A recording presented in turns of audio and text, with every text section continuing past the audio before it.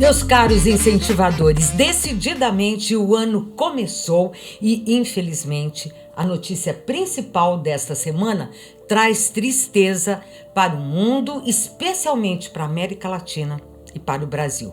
A consolidação de mais uma ditadura de esquerda.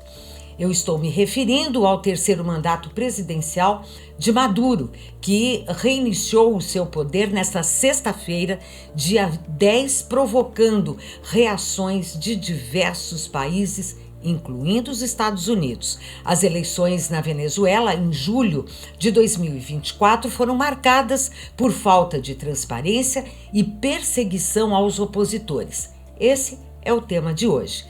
Se você ainda não se inscreveu, junte-se a nós agora, faça parte da comunidade Manchetes da Semana.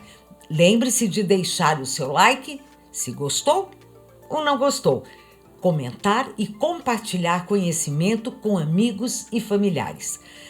Meus amigos, eu entendo perfeitamente a frustração de milhões de pessoas ao redor do mundo e compartilho sim desse sentimento. Depois de ver Nicolás Maduro assumir uma posse ilegítima, marcada pelo desrespeito às normas democráticas e sustentada pela força das armas da Venezuela. Essas armas, compradas com os impostos do povo venezuelano e distribuídas pelo governo de Maduro a seus apoiadores, servem para intimidar a população que, na sua maioria, 67%, votou sim pela troca de liderança, escolhendo o embaixador Edmundo González. Nessa semana, o presidente dos Estados Unidos, Joe Biden, referiu-se a González como o presidente eleito da Venezuela. Por quê? Porque os Estados Unidos reconhecem que o verdadeiro resultado foi 67% a 30%, gente, em cerca de 84% das urnas. Nas demais, a contagem foi interrompida quando Maduro soube que estava perdendo e perdendo feio. Isso é muito revoltante, especialmente revoltante, considerando que Maduro havia se comprometido em um acordo firmado em Barbados, sede da comunidade de países latino-americanos e caribenses, para realizar eleições limpas. Infelizmente, esse compromisso foi desrespeitado. A situação ganhou ainda mais destaque com a presença da embaixadora do Brasil na Venezuela, Clivânia Maria de Oliveira, na cerimônia de posse, cerimônia do Maduro, posse do Maduro. Sua participação na prática validou a ilegalidade do atual regime, que não apresentou qualquer evidência de vitória legítima, mas usou seu discurso para criticar os opositores, afirmando, abre aspas, ninguém impõe um presidente à Venezuela, fecha aspas. Ironicamente, parece que só ele, Maduro, pode fazer imposição, não é mesmo? A confirmação da presença da embaixadora gerou debates intensos entre os parlamentares brasileiros. O senador Ciro Nogueira, PP do Piauí, ele classificou a participação como uma vergonha e lamentou que o Brasil esteja associado a um evento como esse que, segundo ele, envergonha todo cidadão de bem do mundo.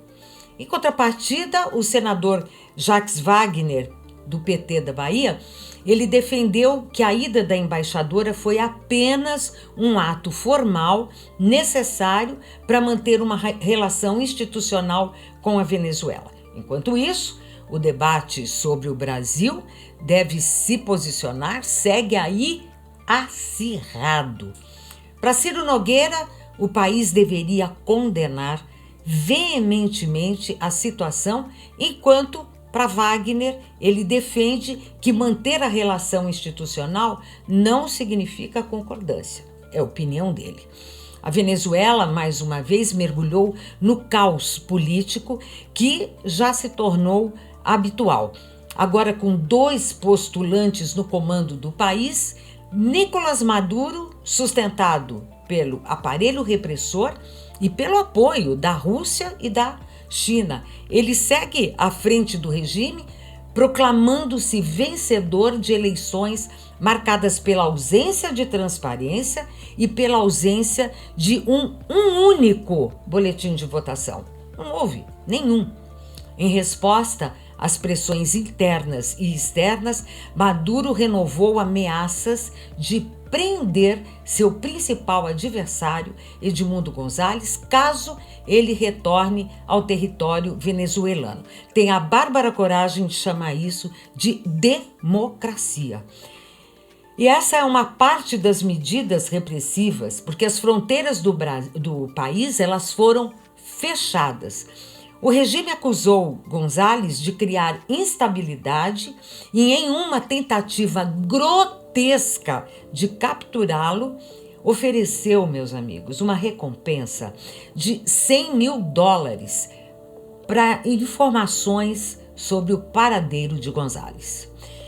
Diosdado Cabello, número 2 do chavismo e o atual ministro do Interior, intensificou a retórica exibindo, olha só, cartazes com fotos e nomes de 7 ex-presidentes latino-americanos acompanhados do aviso procurado.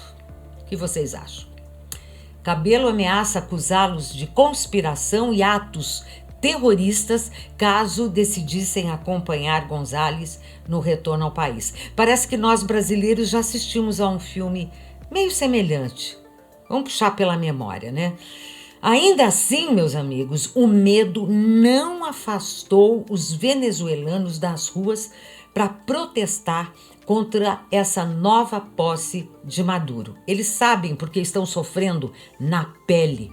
A ex-deputada e líder Marina Corina Machado, ela cumpriu o prometido e reapareceu numa das manifestações em Chacal, após 130 dias na clandestinidade, e ela fez a seguinte declaração. Preste atenção. O regime entrou em colapso. Aconteça o que acontecer, eles acabarão se enterrando. Que ninguém tenha dúvida, o que fizerem será o fim do regime. Vamos ver, né, gente? Contudo, ela prova que é uma mulher de coragem e de fibra. Enquanto isso, declarações de apoio a Maduro geraram muitas polêmicas. Mônica Valente, integrante do Diretório Nacional do PT, classificou a posse de Maduro como um momento histórico de soberania. Durante uma reunião do Fórum de São Paulo, em Caracas, ela expressou apoio ao governo venezuelano e defendeu sua inclusão no BRICS. A declaração da Mônica, transmitida ao vivo pela televisão estatal venezuelana no dia 9 de janeiro, incluiu frases como um abraço fraterno ao presidente Maduro. Que delicada, né, gente?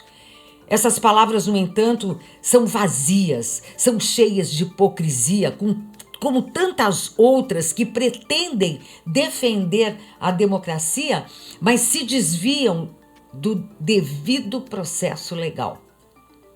Portanto, meus amigos, eu reforço o que eu disse na abertura desse encontro. A notícia de destaque trouxe, sim, tristeza e muita preocupação, porque Maduro é o termômetro do que somos no continente. Democratas sinceros ou apenas hipocrisia? Essa é a pergunta. Parlamentares que usam a democracia como rótulo de propaganda para enganar os imprudentes e desinformados.